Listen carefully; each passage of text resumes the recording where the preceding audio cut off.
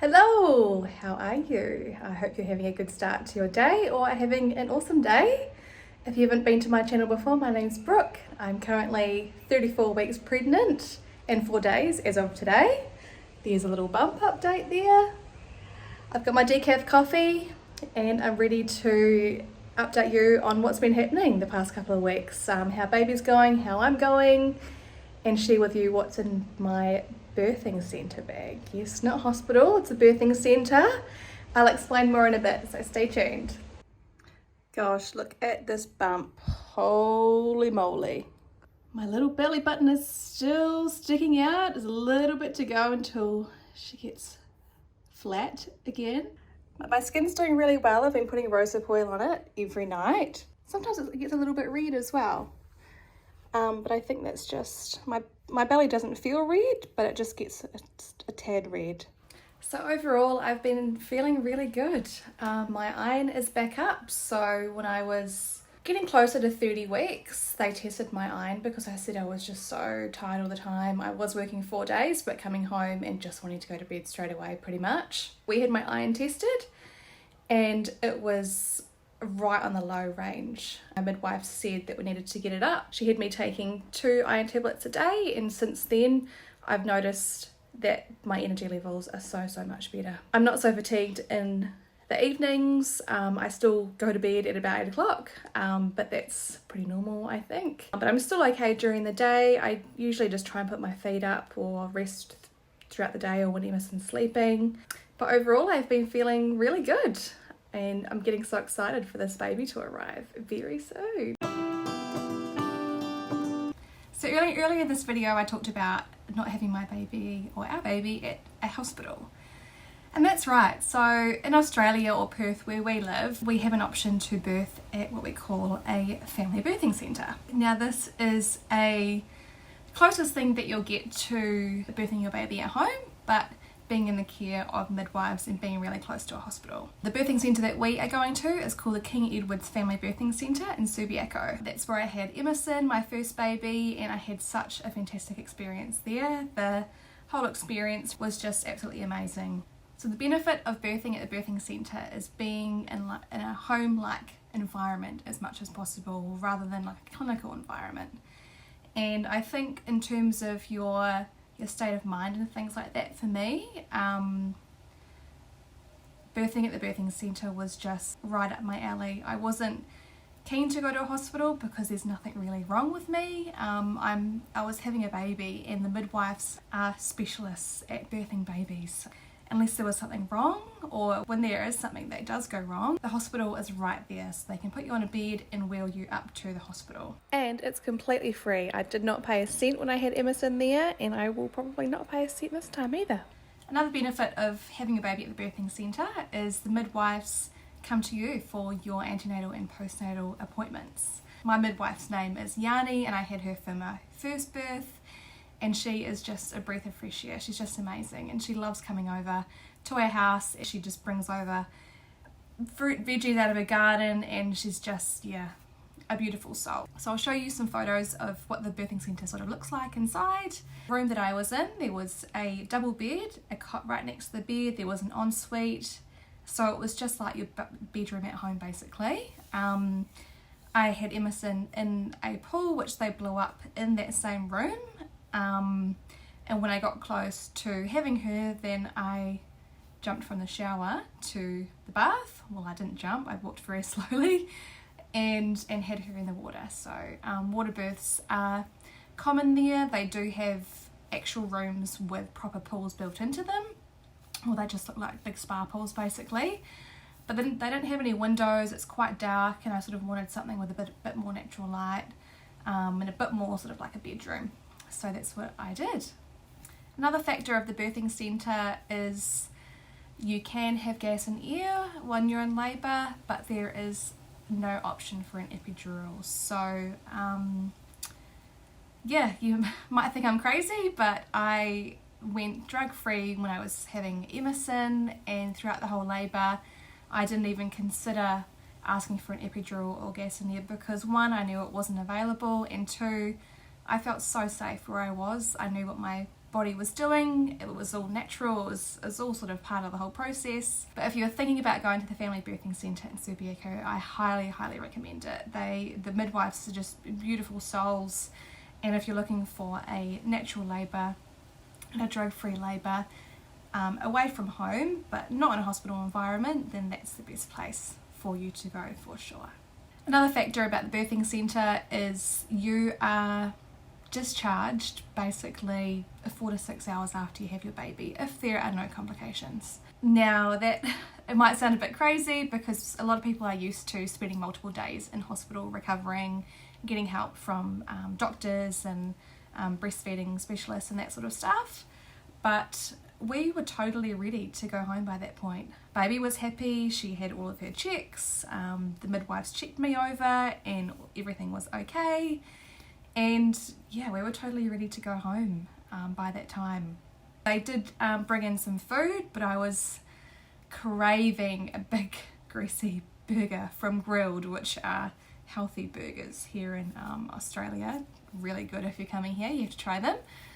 And yeah, so we left at about 2 o'clock with baby, stopped at Grilled on the way home and got a big burger and a nice cold ginger beer, and then came home and yeah, started hanging out and getting to know our little Emerson. So because we get discharged 4 to 6 hours after baby's born, we honestly don't need much. So this is officially what's in my birthing centre bag. A change of clothes, so my elephant comfy pants, I like to call them.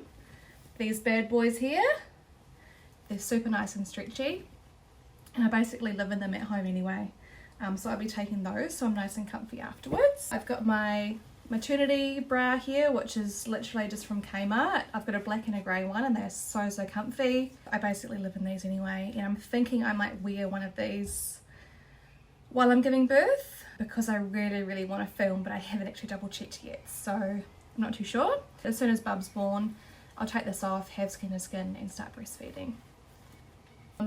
Just in case, I've also got a maternity top as well, again from Kmart. I bought this when I had Emerson, so it's doing very well.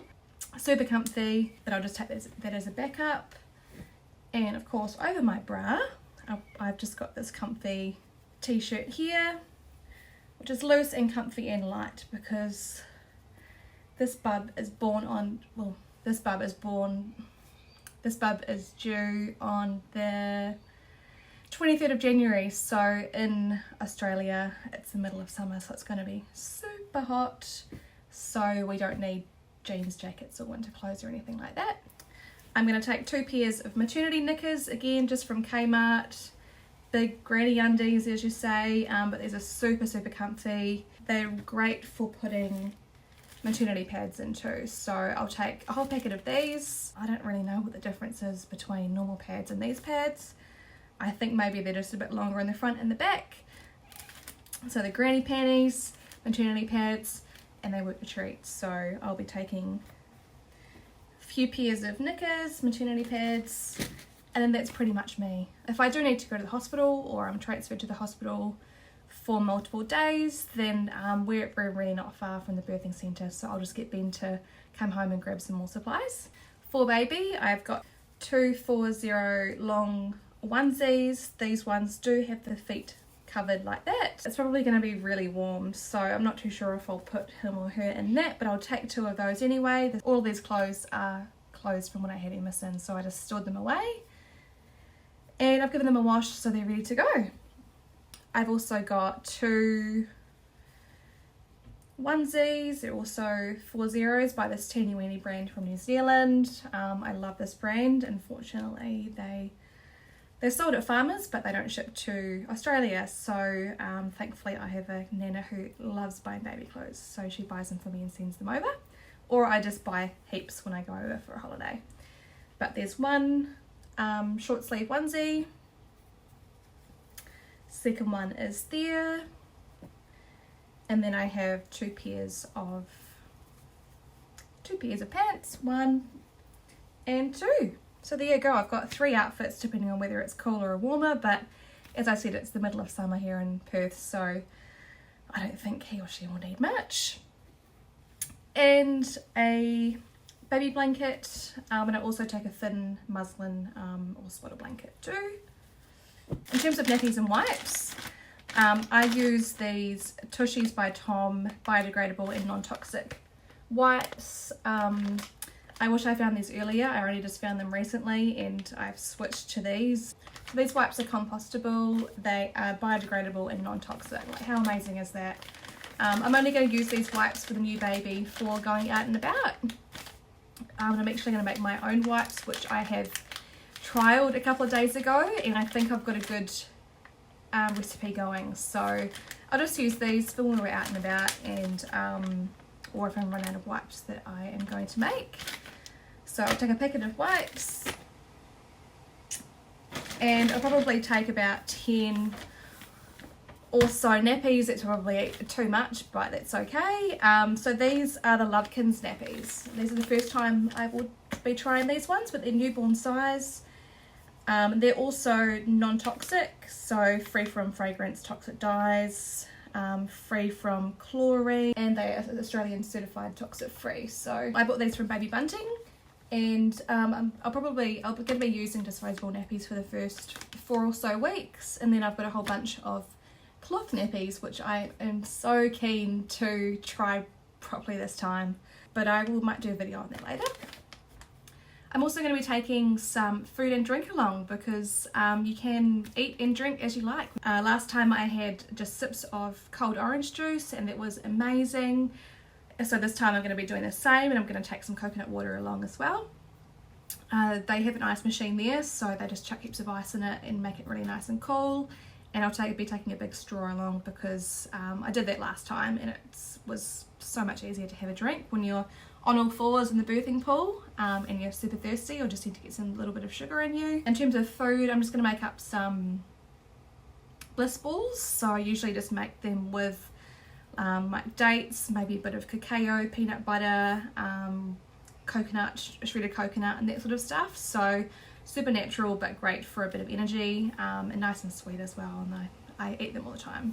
I'll also be taking a little bag along for Emerson, because we're going to bring her along to the birth with us, which is so exciting. I checked with my midwife a couple of days ago and she said that's absolutely fine, and as long as I take some food along for her, maybe some colouring in, some stickers, that sort of stuff to keep her occupied. You know, I watch other birthing videos that have their children are with them at the time, and the children are just so beautiful about it, and they can really feel the energy in their room. They're just trying to look after mum and make sure she's okay, and I just think it would be a really special moment. So another thing that I'll be bringing with me is my lavender essential oil. Now I know there's no scientific evidence about using essential oils while you're in labour, but clary sage and lavender oil are known to stimulate contractions, and it was amazing when I was in labour with Emerson. Ben put a couple of drops of lavender on a flannel for me, because you're not allowed to burn it in the room, because there's other mums at all different stages at the birthing centre and we would hate for them to go into labour as well. So we just put a couple of drops of lavender oil just on a flannel, which I'm going to bring with me as well, and just with some warm water, and you just sort of inhale it in slowly. So lavender is super calming, and it was amazing when I started breathing the lavender oil in. It wasn't long after that my contractions basically doubled. So for me, it worked completely, and who knows, if I didn't use it, I may have been in labour longer. But yeah, certainly worked for me. It also calmed me down. I love the smell of lavender, it's beautiful. So yeah, I'll be doing it this time as well. Ben's really keen to try the clary sage to see if it works as well. So you might get some of that and just see how I go. Yeah. Thank you so much for tuning in and watching what I'm going to take to the birthing centre, or what's in my birthing centre bag. Got so hot in the room, so I'm gonna pack up all of the stuff that we're gonna take, pop it in a bag, go for a swim just before Emerson wakes up. She's due to wake up in about half an hour, so my last half an hour of peace and quiet before she wakes up. Woo! Well, have a lovely day, guys. Talk to you next time. Bye!